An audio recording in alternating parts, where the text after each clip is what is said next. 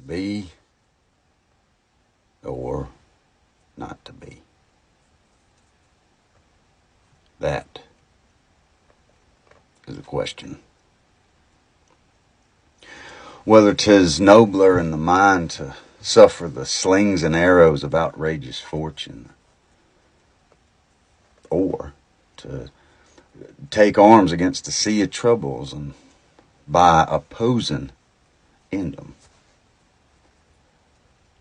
to die, to sleep no more. And by a sleep to say we end the heartache and the thousand natural shocks that flesh is heir to. 'Tis a consummation devoutly to be wished. To die. To sleep. To sleep. Perchance to dream. There's the rub.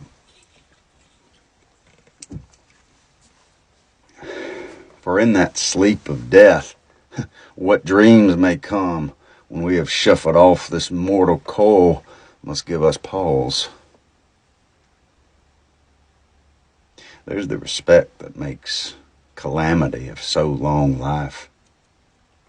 For who would bear the whips and scorns of time, the oppressor's wrong, the proud man's contumely, the pangs of despised love, the law's delay, the insolence of office, and the spurns that patient merit of the unworthy takes,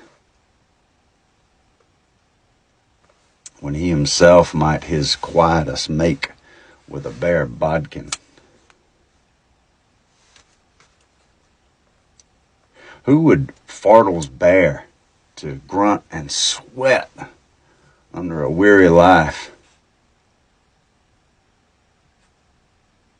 but that the dread of something after death, the undiscovered country, puzzles the will and makes us rather bear those ills we have than fly to others that we know not of. Thus, conscience doth make cowards of us all.